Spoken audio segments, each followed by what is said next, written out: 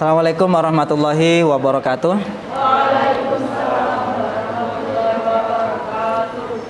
Bismillah, alhamdulillah, wassalatu ala rasulillah, la hawla wa la quwata illa billah, amma ba'd. Baik anak-anak, untuk hari ini Pak Fitra akan memberikan informasi terkait materi CT atau computational thinking, ya. Berbasis komputer. Thinking itu apa artinya? Berpikir. Oke, belajar menggunakan problem solving. Baik, kenapa kita harus belajar tentang CT? Jadi ke depan anak-anak semua ini tidak boleh lagi model belajarnya belajar jadul itu, ya. Jadi kalian harus kreatif, bisa menyelesaikan berbagai macam problem berbasis CT. Jadi fakta yang harus dihadapi, kenapa harus kita belajar ini? Yang pertama, CT ini adalah literasi. Berarti kita harus sering membaca. Lah, pembaca sekarang orang sudah bergeser dari dunia literasi buku menjadi digital. Kalau kalian tidak peka, maka akan terlambat. Buku kalau tidak direvisi, diperbarui, maka dia akan buku lama namanya, ya. Tapi kalau IT bisa berkembang. Oke, semua orang akan menjadi general capabilities. Semua orang akan harus membaca. Tidak akan lagi ada orang yang bilang tidak tahu informasi, karena semua literasi ada di mana-mana sekarang, ya.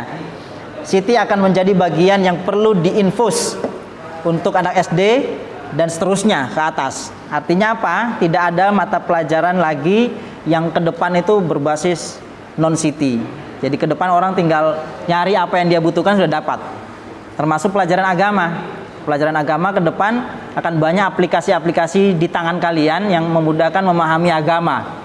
Ya, perlu diwaspadai juga, tapi ya, merupakan kemampuan yang secara progresif bertambah, yang dicari solusinya semakin besar, kompleks, rumit, dan complicated, ruwet, tambah ruwet, ya. Maka solusinya harus semakin komplit juga, karena problem juga semakin banyak. Maka solusi yang harus didapatkan harus komplit juga. Kalian harus pandai-pandai mencari solusi, pendapat 1, pendapat 2, pendapat 3, baru bisa kita tentukan kesimpulannya. Jadi jangan memahami sesuatu dari satu sumber saja, ya. Lah, CT ini menawarkan itu. Kemudian menjadi porsi wajib dan mendalam pada pelajaran informatika untuk siswa SMP dan SMA kelas 10 terutama, ya.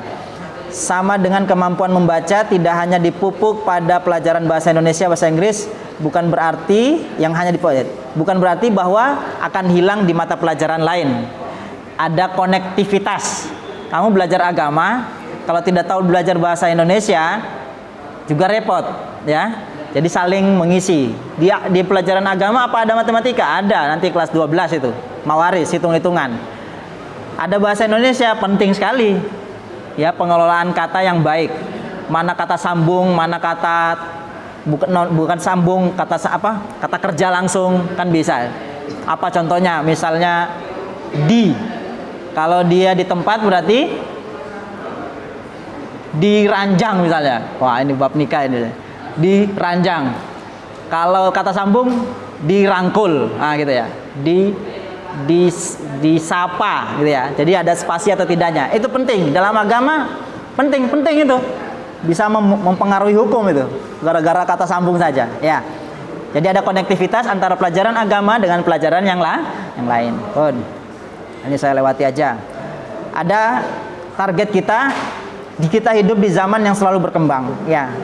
Ada industri 1.0 sampai 4.0. Sekarang sudah 5.0. Ini artinya apa? Ada tantangan dalam belajar, ya.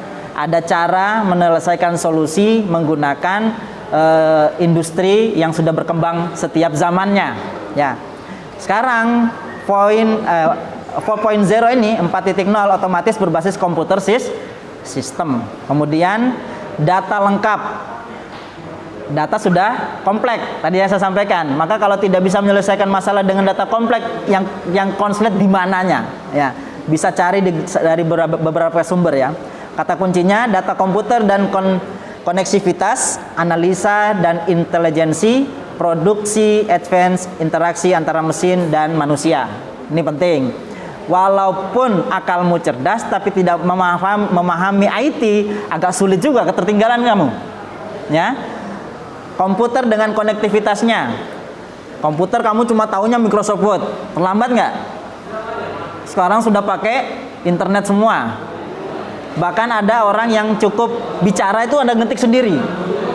Di HP kalian kan gitu. Malas ngetik, ngomong aja, orang diwawancarai dari satu buku sudah. Begitu cepatnya memanfaatkan waktu, ilmu selesai. Problem selesai. Oke, saya lanjutkan. Ini gambaran ilustrasi perkembangan dulu dan sekarang. Sekarang sudah bukan lagi zamannya orang bilang tidak tahu.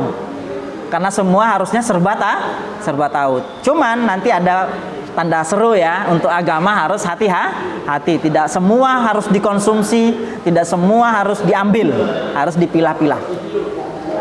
Oke, sekarang kita seharusnya sudah mendekati, ada yang sudah masuk di 5.0. Apa intinya? Prinsipnya harus kuasai komputer. Gak ada alasan sekarang itu nggak bisa komputer, nggak ada alasan. Kecuali sampean lahir di tahun 70-an. Anda lahir tahun 70-an di sini. Tua banget. Saya aja 80-an aja sudah harus paham, dituntut. Apalagi kalian yang lahir tahun 90-an. 2000 ya? 2000. Tidak ada alasan tidak tahu komputer, ya. Belajar. Online, sistem online dikuasai. Semua pasti akan butuh itu. Kalau agama, arahkan dakwamu berbasis online, ya, arahkan itu. Digital atau sebaliknya ya, onlinemu berbasis dakwah. Onlinemu berbasis dakwah.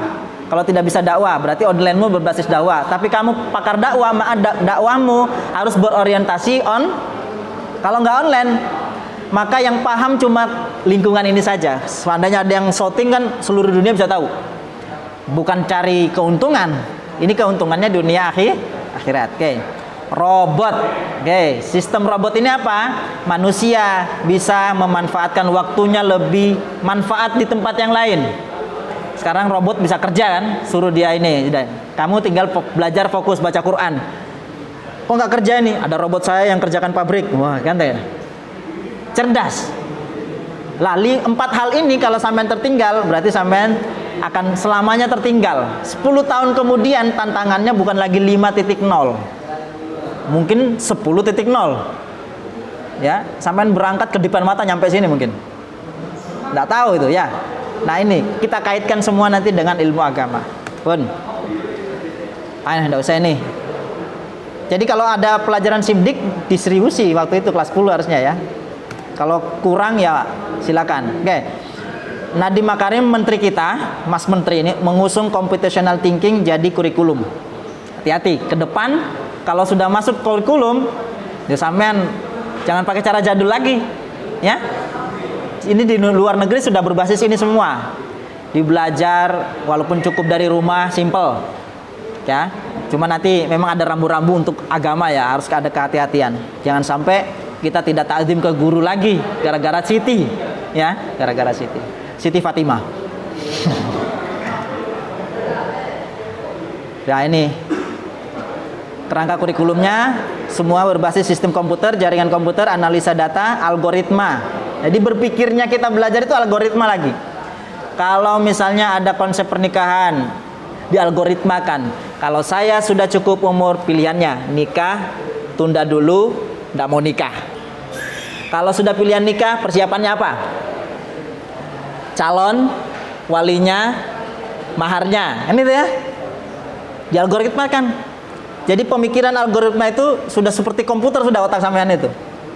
Nah, belajar itu seperti itu. Jadi punya peta konsep. Peta konsep. Komputer itu seperti itu. Saya klik ini komputer sudah tersistem. Katanya kalau kamu klik ini, geserlah ke kanan. Itu algoritma. Kalau kamu sudah waktunya nikah, usia sekian, sudah layak, hukumnya sunnah atau wajib, maka nikah. Itu sistem. Sistem hukum fikih. Di komputer gimana? Ada sistemnya di dalam sini. Sudah terkomputerisasi. Ya. Nah, kita nanti ke depan seperti itu. Jangan nanti diberi info baru paham. Jadi sudah mikir, sebelum disampaikan itu sudah tahu problemnya, sudah tahu. Ya, tinggal cari solusinya. Analisa data, algoritma, aspek sosial dan pemanfaatan informatika. Ya. Oke, saya kira cukup. Ini informasi dari saya tentang computational. Ini bahasa aja sudah kalang kabut ya. Thinking, jadi belajar berbasis komputer, berpikir seperti otaknya komputer. Jadi ke depan yang tidak berbasis komputer akan tertinggal. Semua ilmu. Paham ya anak-anak? Mudah-mudahan informasi ini bisa menambah semangat kalian belajar walaupun berbasis komputer, dan yang belum bisa diasah mulai sekarang supaya tidak ketertinggalan zaman ya. Sekian dari saya. Terima kasih. Assalamualaikum warahmatullahi wabarakatuh.